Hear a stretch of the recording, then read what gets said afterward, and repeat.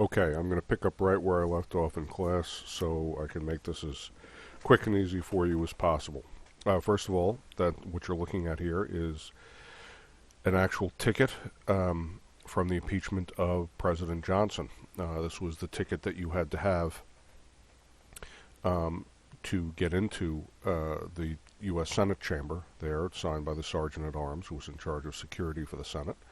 And the tickets were different color every day. So this one is this sort of purpley, pinky color here, but they were yellow, green, so that you couldn't try to sneak in using a previous day's ticket or something.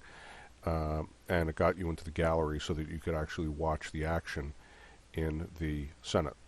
And there's a woodcut from the period, a kind of sketch that was made by observers there so that people could see sort of what this whole thing looked like of the trial taking place in the Senate itself. Okay. So let me just pick up where I left off. I was talking about grandfathering. And if you look at the 15th Amendment to the Constitution, not passed until 1870, so it would have been about 2 years after Johnson's trial, it says the right of citizens of the United States to vote shall not be denied or abridged by the United States or any state on account of race, color, or previous condition of servitude. You can look that up if you want. So you can't stop somebody from voting based on their race. Okay, so they can be black or white. Color. So, you got into some distinctions about how many generations of pure white and so on. Doesn't count. Previous condition of servitude. So you can't stop them just because they used to be a slave. But it doesn't stop a state from saying that you can charge a poll tax. You can charge a fee. You can give a literacy test. So, famously in the South, there were states that had literacy tests, and a white guy would come up and they would say, all right, well, spell the word cat, and a black guy would come up and they'd say, well, spell the word chrysanthemum, and this was a way around it. And you also had, I talked about at the very end of class, this idea of grandfathering. So what was actually done was you were allowed to vote as long as your grandfather had been allowed to vote.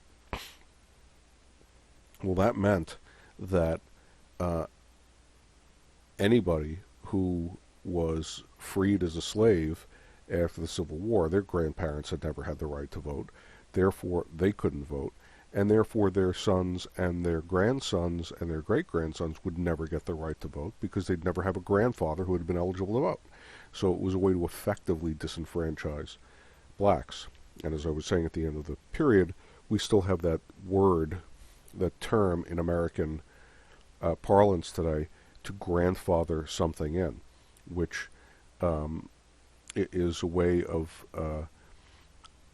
saying that a law applies or doesn't apply to something based upon its own previous condition. So just to give you an example, if New York City were to forbid schools to have parking lots, it's a safety issue, whatever, and the city of New York makes a law saying no school can have a parking lot. But schools that have existing parking lots are grandfathered under the old law, so they're still allowed to do it. You see this a lot of times with matters of law where people may have already started a project or where there may be some existing condition. So you want it to apply only to the future, not to existing buildings or existing people. They are said to be grandfathered under the old law. But that term comes from this way that Southerners tried with various kinds of black codes to basically make the Reconstruction amendments dead letters to get rid of the effect of them. And your book talks about that this was also done, economically. Um, Sharecroppers. Yeah. I hope you understood what the sharecropping system was about. There is a persistent myth that people have about the 40 acres and a mule.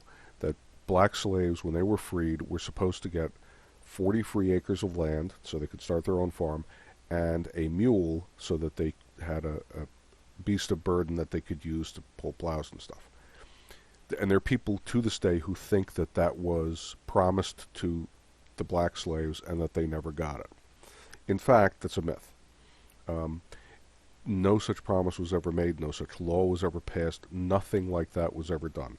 The closest you come is there were a few activists, abolitionist activists at the time, who made suggestions that sounded like that.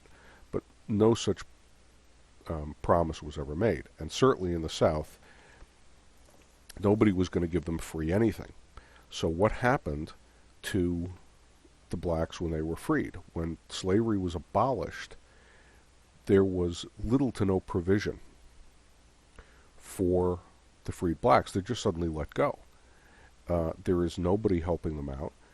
They've been they've been slaves, not really employees, but they've been slaves on a plantation where they were worked, but there was a system by which they were fed and housed. That's all gone now. And the southern plantation owners, they did not have their plantations broken up. They were not parceled out and given to the slaves. So initially, you had the creation of a thing called the Freedmen's Bureau, which was a federal agency for freedmen, that is, ex-slaves. That was an attempt to provide these ex-slaves with some kind of services. The federal government, particularly a bunch of ardent abolitionist types, tried to put together the Freedmen's Bureau to provide these ex-slaves with some kind of education, some training, some help getting restarted with a new life. There was talk about giving them some kind of nominal payments, and so on. The Freedmen's Bureau never really worked. It became, there were allegations of corruption. It wasn't particularly well managed and was shut down pretty quickly. So what actually happened was most of the blacks became sharecroppers. And what that meant was that you didn't own any property, but you rented a piece of property. So you are a black fella, you have a wife, maybe a couple of kids. Okay, so you're given a section of the plantation. You're given a few acres of the plantation. That's going to be your home. You have a shack on it to live in, and the rest of the land there is to be farmed. So you're going to farm that land. But in return for the right to live on that land and farm that land, a portion of the crop you grow there has to be paid to the owner of the plantation. So you're not a slave anymore. You can walk away anytime you want. But where are you going to go? Where are you going to get a job? How are you going to feed yourself? Okay, so you're kind of stuck there economically. Well, you're your own boss. You can farm the land however you like, but half of whatever you grow, you have to give right off the top to the owners of the plantation. So no matter how hard you work, only half your crop is actually going to be yours to sell or do something else with. Now, if you're selling your half of the crop, first of all, you're competing with the plantation owner, and you have expenses. You have to go and buy the seed for whatever it is you're going to plant. You have to buy the equipment. You have to have the plow repaired. You have to buy the hay for the horses or the oxen or whatever you're using to plow the ground. So you're bearing all the expenses. The plantation owner doesn't pay a dime, doesn't have any expenses at all, simply just collects rent, takes his half of the crop, and sells it and makes money with it. So you got your half of the crop, right? You've given away half, you have your half. Now out of your half, let's say you sell it, you now have to pay out of that money all of the expenses you've incurred to grow it. How much money are you going to have left at the end of all of this? You're barely going to have enough to eat. It's a way to keep the land being farmed. It's a way for the plantation owners to continue getting rich because they just have these sharecroppers working the land for them for no pay, for no nothing. They're getting half of that crop. And think of it this way. If you were a plantation owner before the Civil War, you bought slaves. You had to feed those slaves. You know, an unhealthy slave doesn't work as hard in the field, so you wanted to feed them something. You had to pay the expenses of that. You had to pay the expenses of buying seed. You had to pay the expenses of maintenance, of equipment, of all of that. So, you know, the plantation owner bore the expenses. Under this new system, all the plantation owner is collect half of that crop for no money outlaid. He's got no overhead.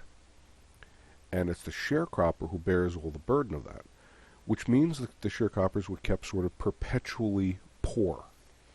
You never got ahead. You were never able to save enough money to actually buy any land of your own. On top of which, okay, so now you've only got half the crop. You sell your half of the crop. Now you have some cash in your hand. Okay. So you got cash in your hand. Now you got to buy seed and equipment for next year. You don't have nearly enough to do that.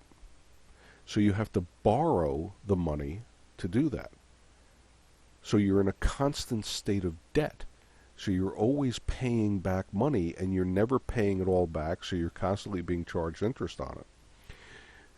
The guys who sold seed, equipment, fertilizer, and all that business knew this, and so they overcharged these black sharecroppers, and the poor white sharecroppers too. There were a lot of poor white sharecroppers in this system.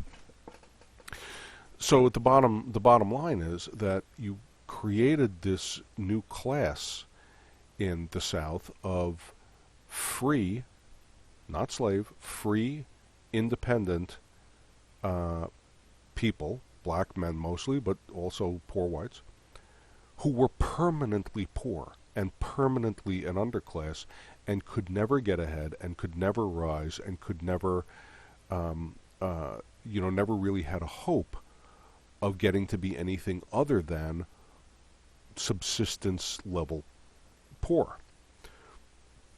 So with the loss of slavery, it didn't give, the way the economic system was set up, it didn't give the newly freed blacks real economic opportunity, and the black codes made sure that they weren't going to get any political power.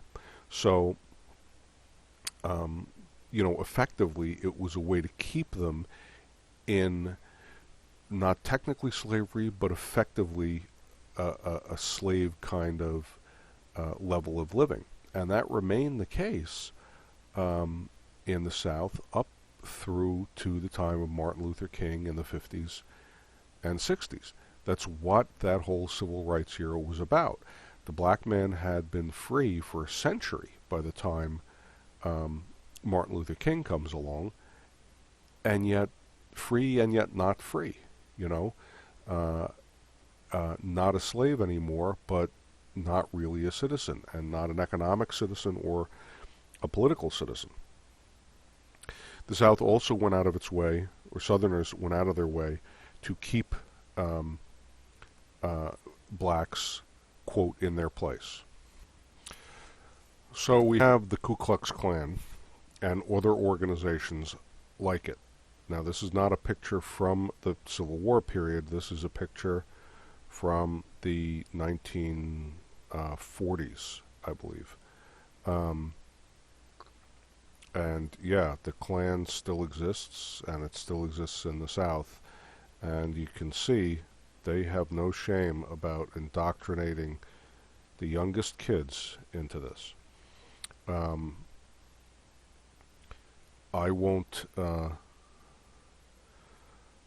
put the pictures into this video, but because I don't want to upset any parents or anything, but if they're okay with it, you go online and you Google up the Ku Klux Klan and lynching and see what a real lynching looked like, and see the smiling faces of the people proudly posing for the camera with their young children around the body of black men hanging from lampposts who have been executed mob style just out of hatred. They are real. And this is the sort of thing that went on. So what happened was, shortly after the Civil War, there were organizations created by Southerners, mostly ex-Confederate soldiers. One of them, in particular, Nathan Bedford Forrest, who had been a cavalry commander in the Confederate Army, who set up an organization. They set up organizations that were meant to intimidate both blacks who might try to use their rights and whites or northern whites who came in to help impose Union rule on the South. The Ku Klux Klan is the most famous of them and has persisted down to our own day, but there were a bunch of them, the Knights of the White Camellia being one of them, and so on. There were several different versions of the same thing. Night Riders, they were sometimes called. They dressed in sheets, coverings of their faces so they couldn't be identified.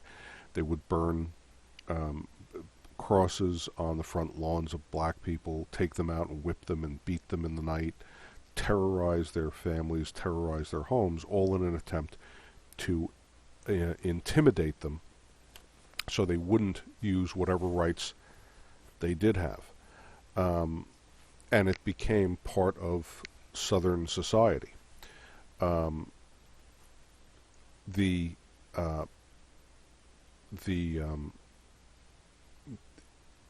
In addition to the newly freed blacks, you also had Carpetbaggers and Scalawags, who we mentioned briefly in class. Carpetbaggers were Northerners who went down south to participate in the formation of the new governments that were being authorized by the Republican-controlled Congress, called Carpetbaggers because supposedly they carried their all of their belongings in a carpet bag. Again, you can go look that up online. It's a big sort of suitcase. The implication being that they weren't really from the South. They had come down to take advantage and rip off the South, which in some cases was undoubtedly true.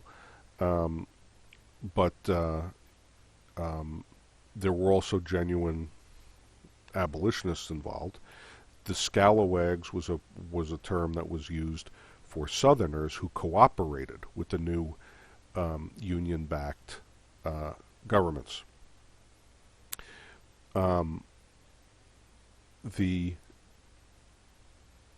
Because of this, the Democrats, who were, had been split by the war, but had a large anti-war party, became popular in the South.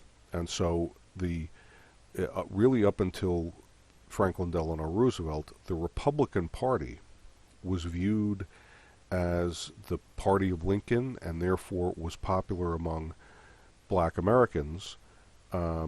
It's really FDR during the Depression who begins to draw blacks into interest in the Democratic Party. And the Democratic Party in the South was the party of the Old South. It was the anti-black,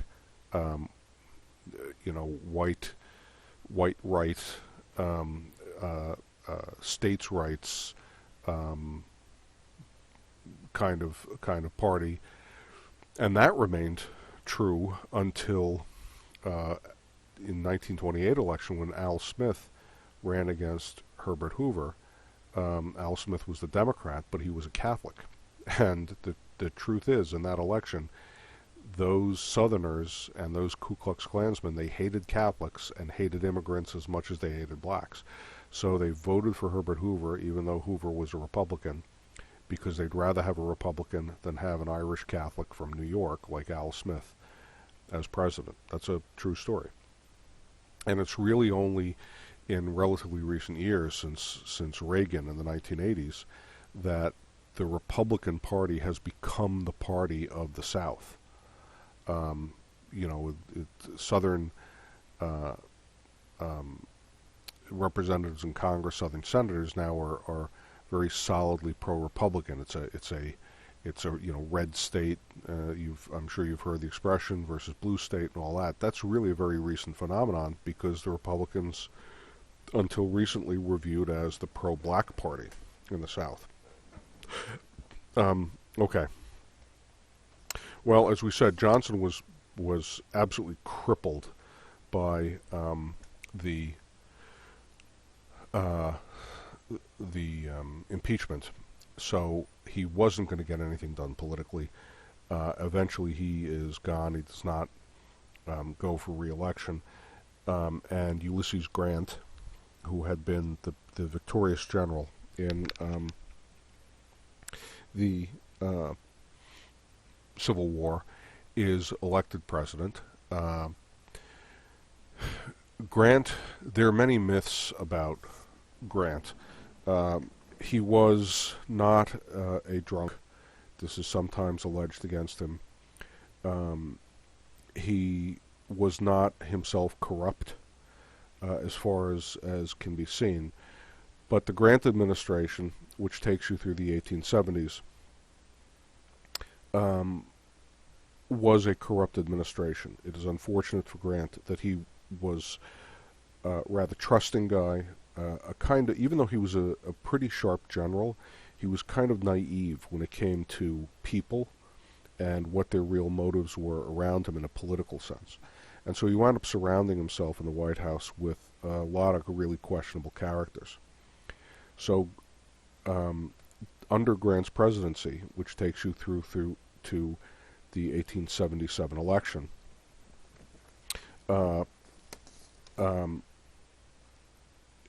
Grant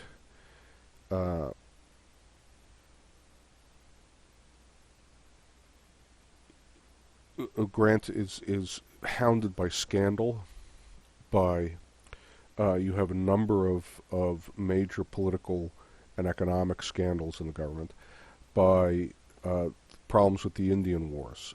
Grant's deputy as head of the Union Army was William Tecumseh Sherman, and General Sherman winds up overseeing the Indian Wars that take place out in the West as the West is really getting settled. I mean, we had expanded all the way out to California, but really what was between the Mississippi and California had not really been settled. So you start to get the Indian Wars there. That's where Custer and Little Bighorn and all that happens. You have industrial expansion going on, and you just have a kind of, everybody sort of had it with the Civil War, so there's a loss of interest in Reconstruction in the South. So between his own distractions and the distraction of the government and the distraction of the country and loss of interest in this stuff, Reconstruction kind of, if you will, peters out. The states have been readmitted to the Union now. The governments in the South become redominated by Democrats. They pull away from the sort of Republican imposed governments and become Democratic. And so in 1876, the 1876 election, which Grant is himself too politically crippled to even think about contesting because of scandals and so on, it pits Rutherford Hayes, Republican, against Samuel Tilden, the Democrat. Hayes from Ohio, and it was considered clean, He was very upright. He wasn't tainted by any of the Grant scandals. Samuel Tilden was from New York. If you know the big library on 42nd Street in Manhattan with the lions in front of it, that's called the Astor Lennox Tilden Building, or the Astor Lennox Tilden Foundation. That's because it was funded by the Astor family and the Lennox family and the Tilden family. Samuel Tilden came from a powerhouse family in New York. He was a Democrat in New York, but had become famous for his fighting of Boss Tweed, whom we'll talk about later on in the next chapter, fighting the corruption in the city. So Tilden was also viewed as a kind of good government, honest, clean-up corruption guy. So you have Hayes, the clean Republican, and Tilden, the clean Democrat, kind of battling it out between each other. And in that election, 1876, Tilden won the popular vote. Hayes lost, but it was close. And there were 19 electoral votes that were disputed. So you remember, we don't have computers in those days. You're hand-counting ballots coming in from counties. So there were a total of 19 electoral votes in states like Florida, Louisiana, South Carolina, that you're trying to figure out who won the majority of votes in each of these congressional districts, and it got really, really hairy. Notice it's Florida, Louisiana, South Carolina. These are all southern states. Oregon was also in the mix, but Oregon was not really that important. So what do? You've got Hayes and Tilden. Tilden won the popular vote, but Hayes may or may not have won the electoral vote. How do we count these? So a Congressional Commission was created in early 1877. The vote takes place November of 1876. In January of 1877, Congress meets, and they still can't straighten out what the correct electoral vote tally should be. So what to do? So a Congressional Commission is appointed, and it's Congress's job, don't forget, to count the electoral votes. When the electoral votes come in from the states, it's counted by the Vice President standing in front of a joint session of Congress. That's how it's done. So this Congressional Commission kind of engages in a lot of negotiation. And the Democrats on that commission agree to back Hayes and make him president. So the Democrats on that commission agree to back Hayes, the Republican, make him president, if Hayes agrees to withdraw all of the Union troops that are left in the South, give the South back full self-government, if you will, of its states, so you don't have, there's none of this martial law and these military districts, any of that going on, and appoint a Southerner to the cabinet as a sort of symbolic gesture. Hayes agrees to do this. The Democrats give Hayes the election, and so Hayes becomes president. So when we talk about Reconstruction, 1877 is the end date that we usually use for Reconstruction because of that deal. It runs from 1865, with the end of the Civil War, through to the Hayes deal in 1877, where the very last Union troops are pulled out of the South. The Southern governments are given back their ability to govern themselves, and the country kind of moves on. But I urge you not to forget the time period here. It's easy to sort of collapse everything in history and see it as this huge expanse. But the Civil War ends in 1865. The World War I is going to pick up in, the United States is going to get involved in 1917. It really breaks out in 1914. So if you think about that, that's only 50 years later. Well, the men who went off to fight World War One, their grandfathers had fought in the Civil War. In some cases, their fathers had. You know, if you have an older guy going into the army and his dad had been a young teenage soldier, conceivably their fathers had. That's how close, when you get to World War One, the Civil War is. It persists. It's in the Southern mentality to a great degree, even to this day. But you know, you still had Confederate veterans alive and telling their stories. The last national encampment of the Grand Army of the Republic, the last national encampment of the Grand Army of the Republic, took place in 1956.